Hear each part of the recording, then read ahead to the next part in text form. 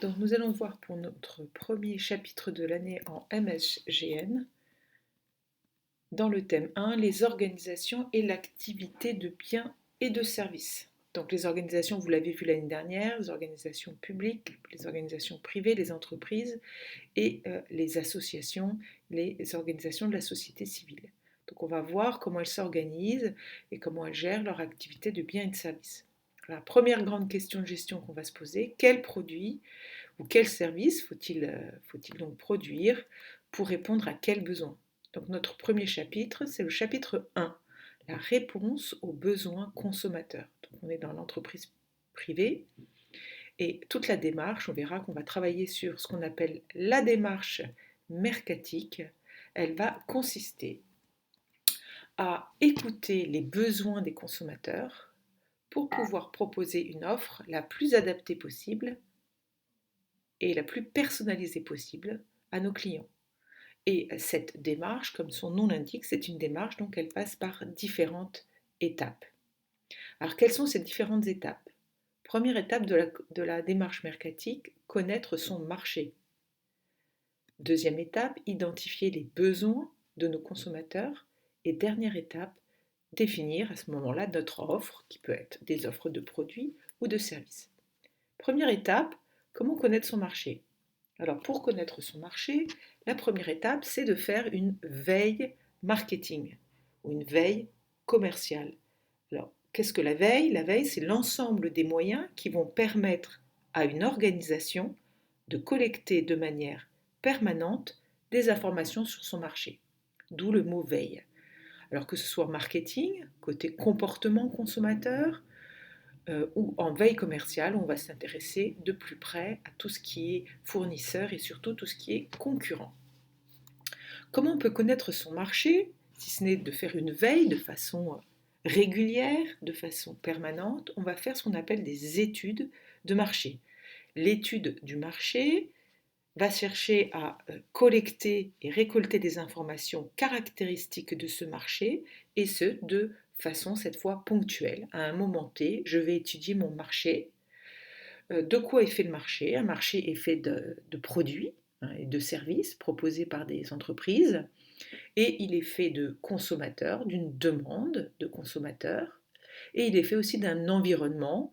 Nous l'avons vu l'année dernière, un environnement large, le macro-environnement, ou un environnement plus proche, les clients, les fournisseurs, euh, les associations de consommateurs qui sont proches de l'entreprise. Donc un marché, une offre, une demande, un environnement.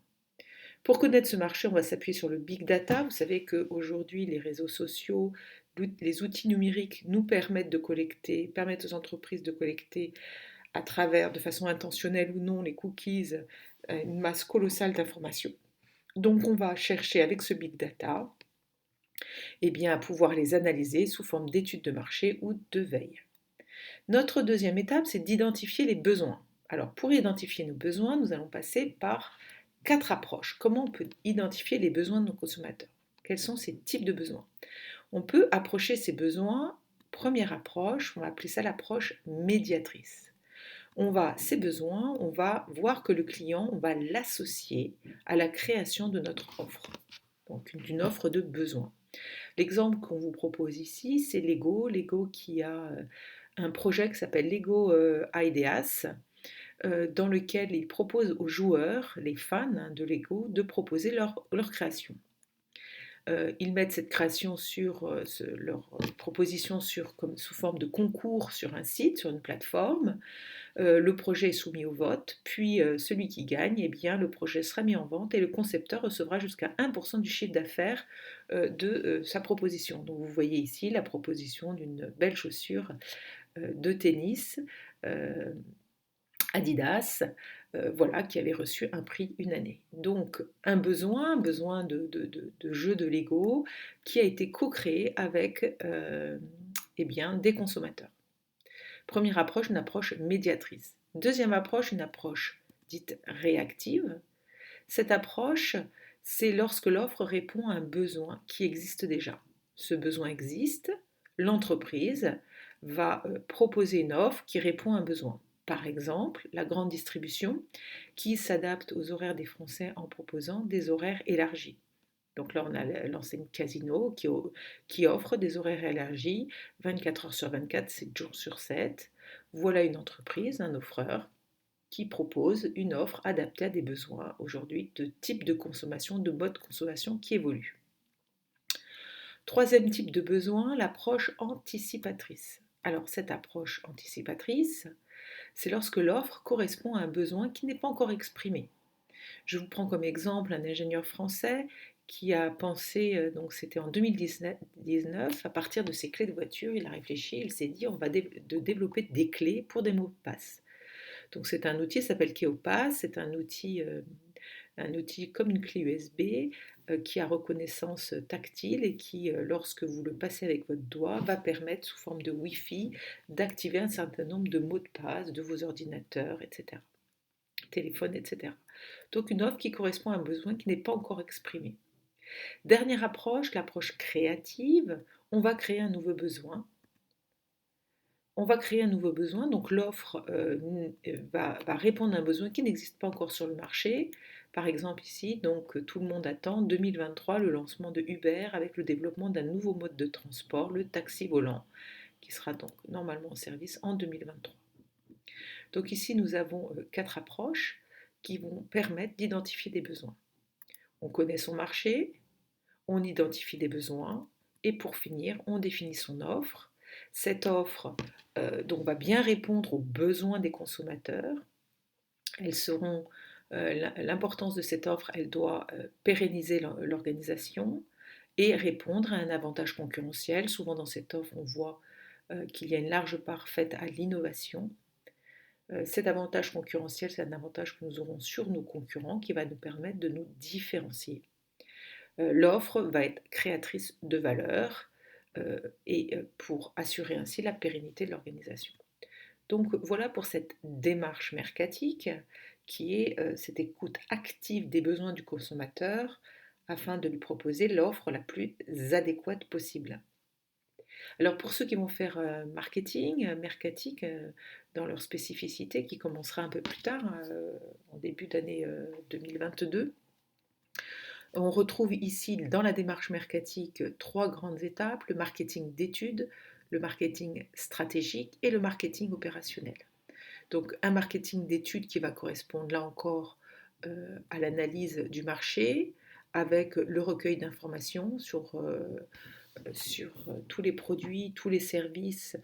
On va étudier les concurrents, l'innovation, on va étudier la demande, le comportement des consommateurs, tout ça avec des outils numériques, du big data, avec cette analyse, grâce à une veille commerciale et mercatique, pour pouvoir faire un marketing d'études qui va être de dresser ce que l'année dernière vous avez bien vu en management, un diagnostic interne et externe. Alors un diagnostic interne avec un tableau force-faiblesse, ressources, compétences. On va étudier à l'intérieur de l'organisation, grâce à l'analyse de toutes ces informations, toutes les forces, toutes les ressources qui sont des forces pour l'organisation, celles qui sont plutôt des faiblesses.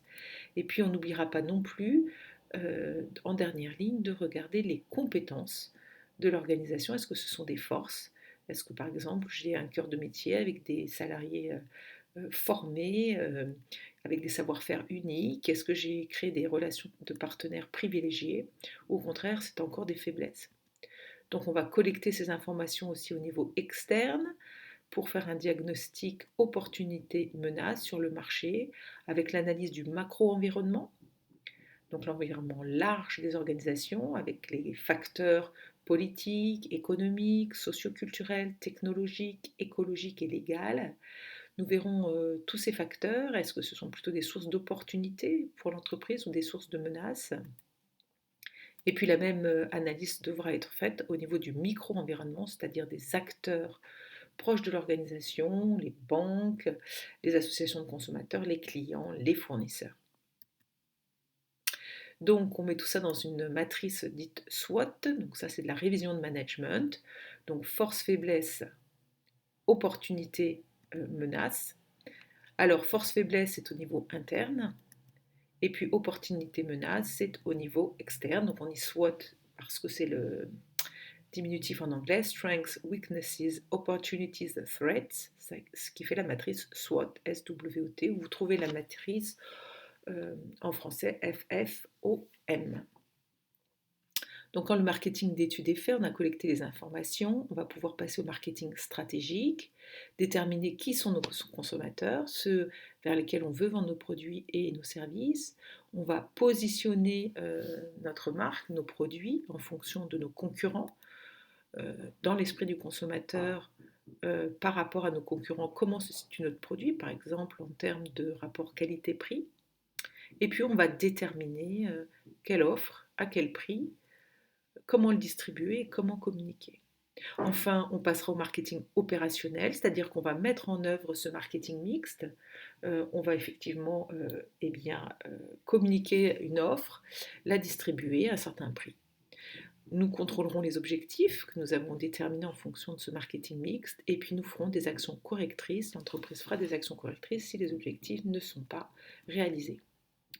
Voilà pour ce premier chapitre de la réponse aux besoins consommateurs.